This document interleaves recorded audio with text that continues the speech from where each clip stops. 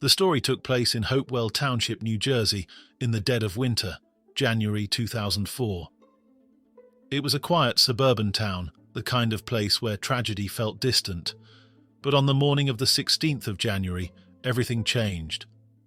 Hopewell Township was the kind of place people moved to for a better life, quiet, safe, and family-oriented. Nestled in Mercer County, it was known for its excellent schools, strong sense of community, and scenic open spaces. Violent crime was rare there. Most people did not even lock their doors at night. It was not the sort of town where anyone expected to hear about a brutal murder. But in January 2004, that calm was shattered, and the story that unfolded haunted this peaceful community for years to come. Let us then meet one of the main characters of this story, Jonathan Nyce. Jonathan was born on the 26th of May, 1950, in Collegeville, Pennsylvania, and was the eldest of 4 brothers. His father operated a hosiery mill, though he later downplayed claims that he had invented the first pantyhose machine, a story Jonathan had previously shared to highlight his father's inventive spirit. His father was a hard worker, but with such a large family, they had to be quite frugal. Year by year, his father earned more, but they lived the life of an average family. Jonathan was very good at science and maths subjects, but he did not do so well in making friends. Apparently, he lived a bit in his own world. His asthma, which he had, did not help and made daily functioning difficult. He dreamed of becoming a scientist. He was interested in medical topics. Over time, his father got a better job, and they could afford a large ranch-style house. After moving to the new home, Jonathan's asthma began to improve enough that he was able to join the basketball team. Jonathan was tall. He measured over 190 centimeters, that is 6 feet 3 inches. Upon joining the team, he gained new friends. However, he always kept a slight distance between himself and acquaintances. Some claimed he was a little socially awkward, yet they still liked him.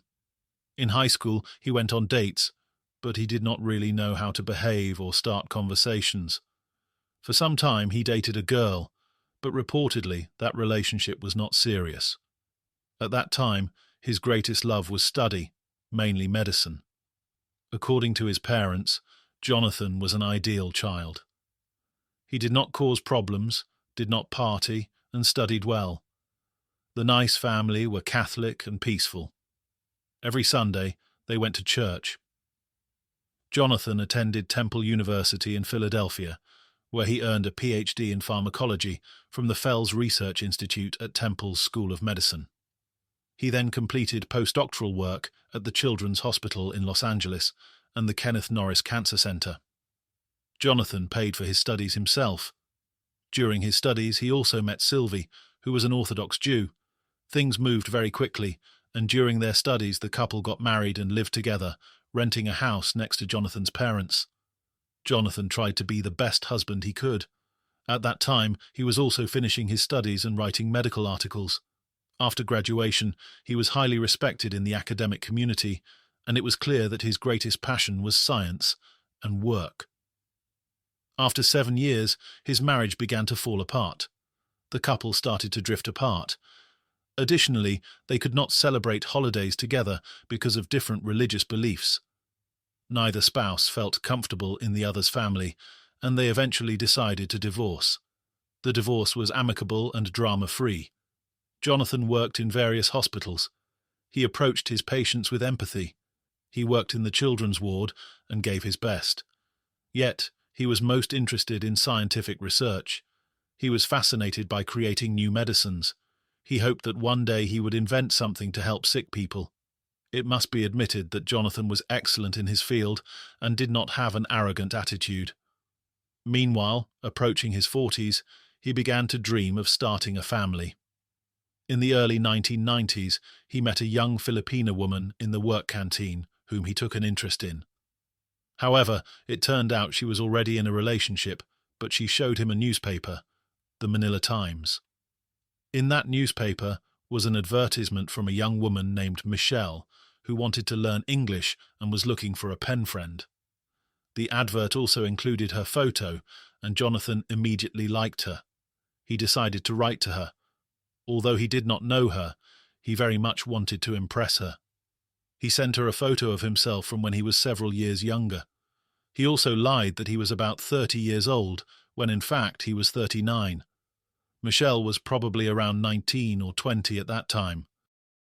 Michelle replied, and the pair began corresponding regularly, both invested in the friendship. Jonathan began writing about their future together, and it was clear that he cared deeply. He even wrote about marriage, despite them never having met in person. Michelle Rivera was a young woman from a small coastal town in the Philippines. She was born in November 1969, one of 7 siblings, and was raised in modest conditions. Her childhood home sat above the waters of Manila Bay, a squat structure without electricity or running water, but full of life and family. Despite the poverty, Michelle grew up close to her parents, especially her father, who remained a steady presence in her life. She was quiet, polite, but she always carried herself with a certain grace, the kind of quiet beauty others noticed. Like many young women in rural Philippines, Michelle dreamed of something more, a life with options, opportunity, maybe even love. Michelle had always dreamed of going to the USA. Her father said she was the most ambitious of the siblings. She liked studying, worked hard, and helped at home. At 16, one of the few from her village, she was accepted into a school of administration and business. It was a great honor. Unfortunately, her parents could not afford to pay for the school, and Michelle had to leave after the first semester. Her parents promised to save money and pay for her schooling in the future, but that could have taken a very long time. However, Michelle did not intend to wait for her parents' money and found work as a waitress in a restaurant in the town where her aunt lived, to whom she moved in. There was also an American military base in that town, so as a waitress, she had some contact with Americans. She knew that if she wanted to go to the States, she had to learn English, but she had no conditions at home for this. At that time, she decided to place an advert to find someone to write to in English. Writing to Jonathan was really good for her, even though she did not know his true age. Jonathan wrote about marriage and children, which pleased Michelle, who put family first. Neither of them told their close family about this correspondence.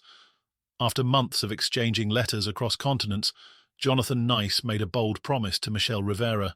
He told her he would come to the Philippines to meet her in person, and that they would get married. Though they had never met face to face, Jonathan was certain enough of their connection to make plans for a wedding. For Michelle, this must have felt like a leap of faith, a chance to leave behind a modest life and start anew in America. According to interviews and court testimony, their first meeting happened only a week before their wedding, underscoring how quickly their relationship escalated once Jonathan arrived. Their first meeting took place in June 1990 and was rather awkward. Michelle expected a young, handsome man from the photo, but it turned out her fiancé looked much older than 30. Despite this, she still wanted to marry him. Jonathan made a very good impression on her. Michelle's father also liked his future son-in-law and gave his blessing. Jonathan later said he had been quite surprised by the conditions in which his fiancée lived. He immediately promised to support her family financially. Many years later, Michelle told her friend that she had harbored some doubts about the marriage. She felt Jonathan had not sent her a current photograph. She did not know whether he had lied about his age. She even asked him about it, but he insisted he was born in 1958, effectively subtracting 8 years from his actual age. Michelle knew Jonathan was committed and could help her and her family financially, so on the 11th of June 1990, they were married in the Philippines. Jonathan recorded 1958 as his birth year on the marriage certificate, so Michelle believed that the age he gave was true. None of the groom's close family attended the ceremony. No one in his family even knew about the marriage. Jonathan did not confide in his family either. Apparently, he feared being accused of having found a mail-order bride, and so he agreed with Michelle that when she came to the USA and met his family, they would say they had met in Hawaii, where Jonathan had spoken at a medical conference. That was the story they gave to people around them. Immediately after the wedding, the couple applied for a visa for Michelle. All the formalities took nearly a year, and during that time the spouses maintained contact only through letters. On 19th April 1991, Michelle finally landed in the United States. The couple settled together in North Carolina, where Jonathan was a research professor at East Carolina University. Right after arriving in the States, the couple spent several weeks in California touring the beautiful state. Upon returning, Jonathan introduced Michelle to everyone as his wife, whom he had met, as they had agreed, in Hawaii. Some were slightly suspicious, but they were happy for Jonathan's happiness, who apparently had never been as happy before as he was with his new wife. Soon, it emerged that Michelle was pregnant. On 29th January 1992, their son Alex was born. On 8th November 1993, another son, Trevor, was born. According to those close to them, Michelle and Jonathan formed a truly beautiful family. Jonathan loved his wife and children very much, kept their photographs in his office, and told everyone about them. He always said how grateful he was to Michelle because thanks to her, he had a real family. At the same time, Jonathan feared he might lose it all. Sometimes he was possessive towards his wife, who was a beautiful woman and attracted men's attention. Michelle also apparently kept an eye on the situation to ensure no one was hanging around her husband. To outsiders, this was seen as a sign of their great love. In 1995, Jonathan made an important step in his career and founded a company called Epigenesis Pharmaceuticals. Jonathan spent years studying how the body's genetic code could be used to treat disease. His speciality was respiratory conditions, especially asthma. In 1997, he published a groundbreaking study in the prestigious journal Nature, in which he and his team demonstrated that they could reduce asthma symptoms in laboratory animals using a technique called DNA antisense therapy. The idea was bold. Instead of treating asthma symptoms after they appeared, what if the gene causing them could be silenced in the first place? An inhalable gene therapy called EPI 2010, a drug that targeted asthma at the molecular level. It was considered revolutionary. Investors lined up. For a time, it seemed Jonathan Nyce might help cure asthma itself. At that time, Jonathan gave many interviews and became well known in the pharmaceutical industry. His company obtained multi-million-dollar funding, which also improved his family's financial status. He bought new cars for himself and his wife, sent money to his in-laws, enabling them to purchase a farm in the Philippines. He liked to speak of his generosity, although it was not always entirely true. For example, he claimed to have financed the construction of houses and a school in the Philippines.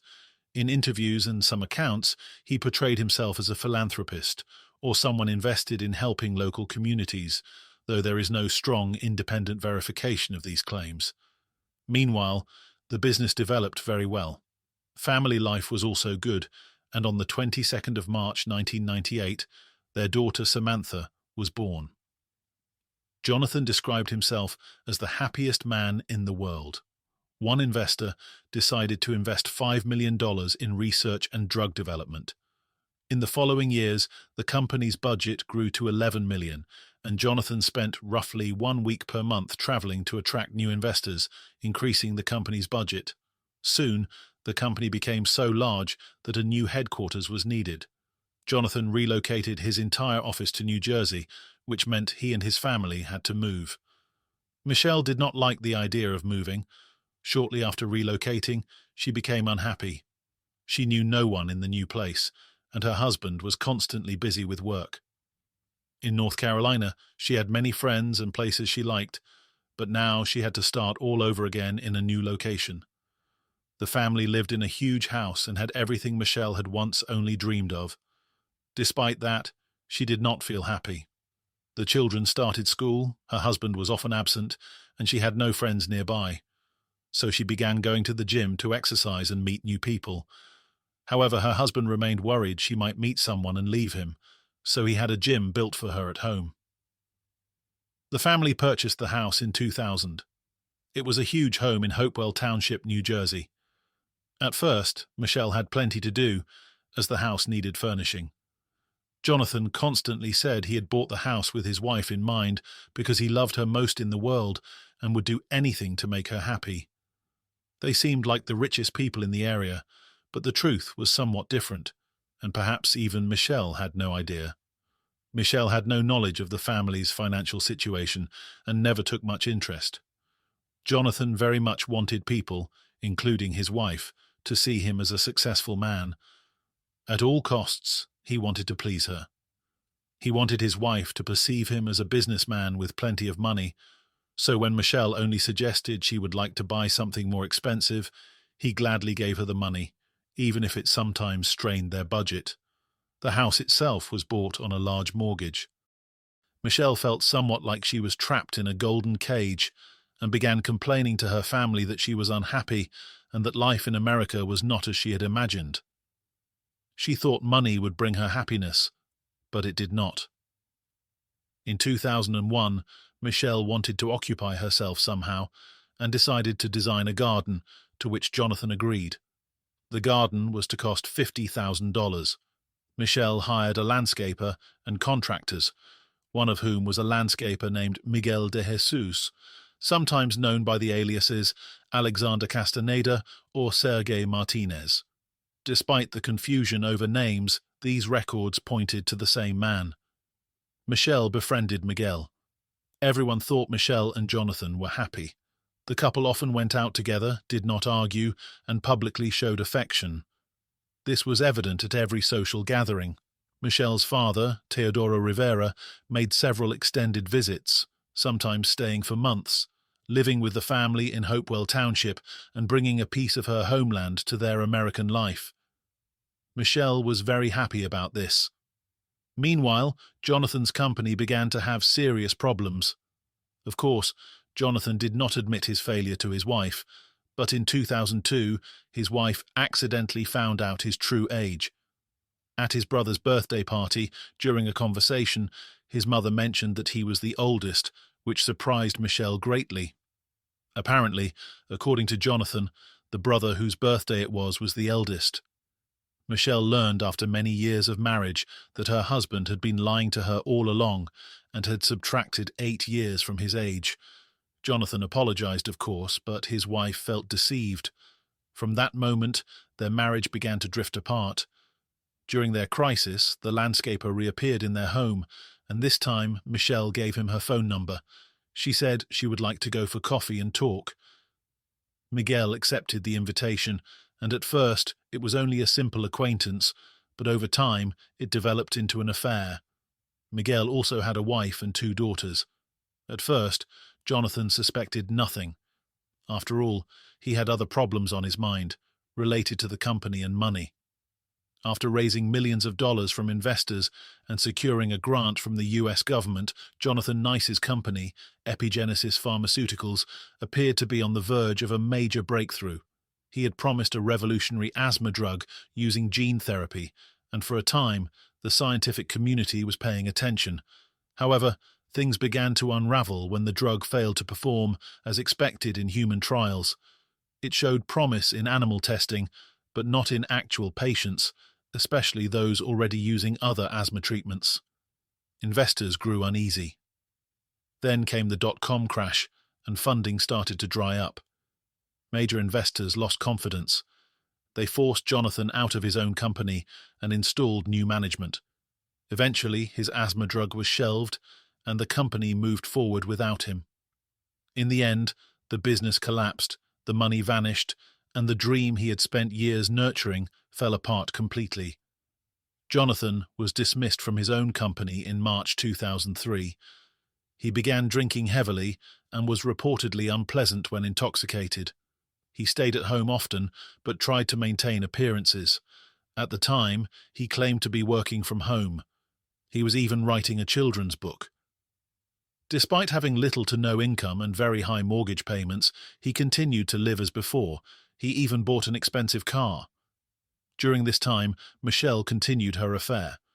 She bought expensive gifts for her lover, and they met regularly in motels. Towards the end of 2003, Miguel's wife, Patricia, discovered the affair. She was furious and even found out who her husband was seeing. Patricia called Michelle, warning her to stay away from her husband. However, it soon became clear that Michelle did not intend to end the affair. Jonathan also began to suspect that his wife was unfaithful. Arguments erupted at home. Jonathan checked phone bills, which confirmed his suspicions. He even considered confronting Michelle, but ultimately decided against it. He was afraid she would leave him, and he did not want that. Instead, he devised a cunning plan. Jonathan Nyce claimed he received a chilling phone call at home in July 2003. He told Michelle that someone was threatening to release a motel tape featuring her. The caller allegedly demanded $500,000, warning, "I have something you need to listen to," and played intimate audio. If the money was not paid, the tape would be distributed widely. Michelle confessed the truth and promised to end the affair, but Jonathan decided to call her lover and told him to stay away from his wife, warning that otherwise his own family would also learn about the affair. Miguel ended things with Michelle that very day. To appear credible, Jonathan reported the blackmail to the police. The authorities quickly realized something was amiss. There was a lack of evidence, and the blackmailer never specified where the money was to be delivered. The case went cold, and Jonathan hoped that everything in his marriage would return to normal. However, at that point, Michelle had concluded she was unhappy and no longer wanted to be with her husband. She began seriously considering divorce and told friends and family as much. Knowing she was financially dependent on Jonathan, Michelle found work as a beauty consultant at Macy's department store. The relationship between the couple became increasingly strained. Jonathan suspected Michelle might leave him, although he tried not to dwell on the thought. Unfortunately, after several weeks, Michelle and her lover resumed their meetings. It also emerged that Miguel had been using false information, as he was wanted for failing to pay child support for a child from a previous relationship. Eventually, someone reported him, and Miguel was arrested. Jonathan learned Michelle was still seeing her lover, which was a severe blow. His mood worsened day by day. At one point, he decided he needed professional help. He visited a doctor who prescribed medication. Unfortunately, the drugs did not suit him and caused sudden mood swings, which led to more arguments at home. He also became more jealous than before.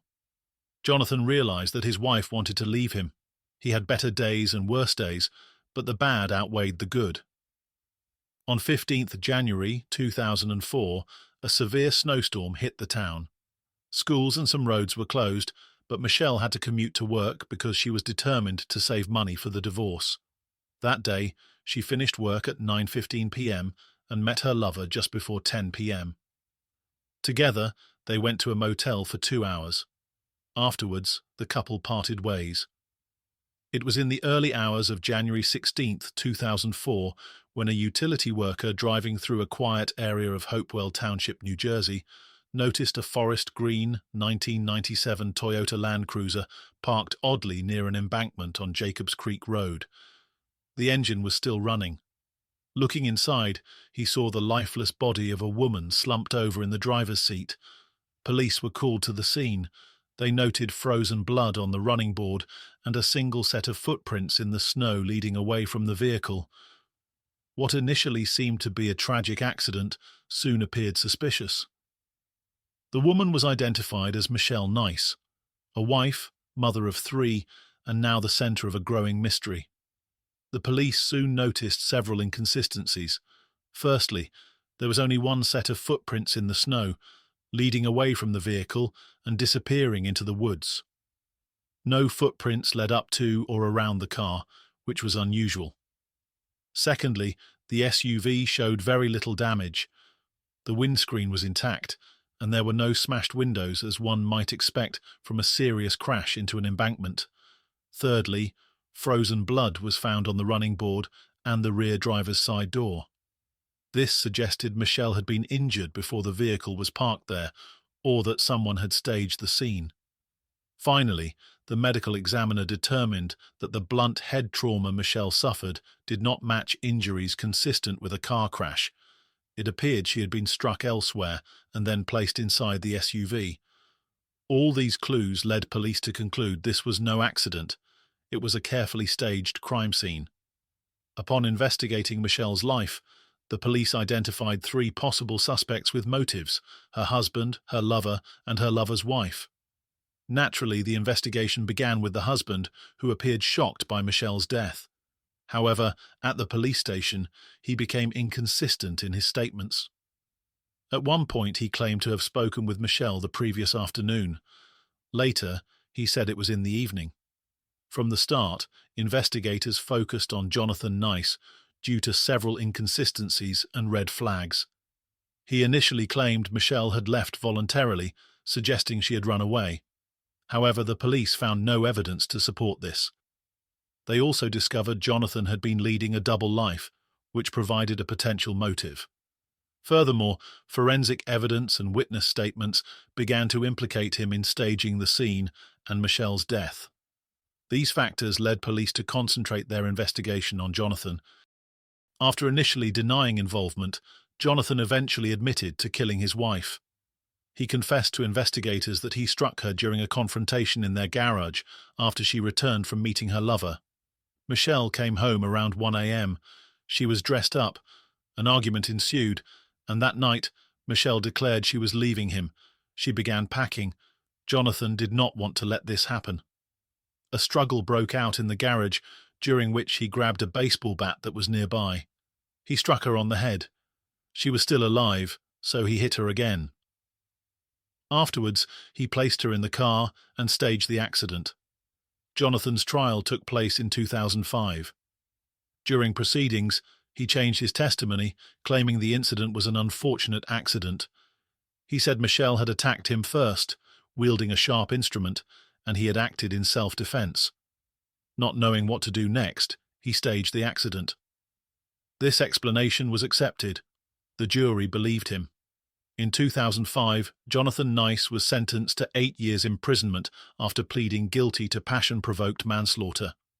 The court acknowledged the killing was driven by intense emotion rather than premeditation. Even so, the judge made it clear Michelle's death was a violent crime, and Jonathan would serve time for it. Although sentenced to 8 years, Jonathan was released on the 5th of December 2010 after serving roughly 5 years, credited for good behavior and time spent in custody prior to sentencing. He returned to his hometown and wrote a book about his case, presenting a different version and blaming Michelle's lover for her death. He also resumed medical research and authored scientific articles. In 2020, Jonathan once again attracted attention. Federal prosecutors charged the then 70-year-old Nyce with fraudulent marketing of canine cancer drugs. He was accused of running several businesses that sold unapproved and misleading medications under names such as Tumexel and Natrosone. Authorities said these products were marketed online to owners of terminally ill dogs with false claims about FDA approval and medical effectiveness. In reality, the drugs were unregulated mixtures of bulk ingredients compounded by Jonathan himself in Pennsylvania. Investigators estimated he defrauded nearly 900 pet owners, collecting hundreds of thousands of dollars before facing charges of wire fraud and interstate shipment of misbranded animal drugs. The case marked a dramatic fall from his earlier status as a biotech entrepreneur, now accused of exploiting grieving pet owners decades after his first conviction. In February 2024, Jonathan Nyce was sentenced to 97 months in federal prison, just over 8 years, for running a fraudulent business that sold fake treatments for dogs with cancer. Prosecutors stated that he exploited desperate pet owners by making false medical claims and misrepresenting his products as legitimate. He was also ordered to serve 3 years of supervised release after his prison term and to pay a $500 special assessment. After Michelle's death in 2004, her 3 young children, Samantha, Alex, and Trevor, aged 12, 10, and 5, were placed in the care of Jonathan's brother in Pennsylvania. The children remained with their uncle and extended family in Collegeville following Jonathan's conviction and incarceration. Michelle's father later traveled from the Philippines seeking custody, but there is no publicly available evidence that he succeeded. Ultimately, Jonathan's family became the children's primary caregivers. When Jonathan was released from prison in December 2010, he moved in with his parents in Collegeville and reunited with his children, though custody remained with his brother. Michelle Nyce was a young woman whose life was tragically cut short. Known to family and friends as caring and hard-working, she faced many challenges with resilience. Before meeting Jonathan Nyce, Michelle had worked as a waitress in the Philippines, hoping to build a better future. She was a devoted mother to 3 children and, like many, sought stability and happiness for her family. While her story ended in sorrow, it reminds us of the complexities behind every headline, a life filled with hopes, struggles, and the enduring impact on those left behind. Michelle's memory lives on through her children and those who knew her, a reminder of the human stories often hidden beneath the surface. Thank you for listening to this story. Until next time.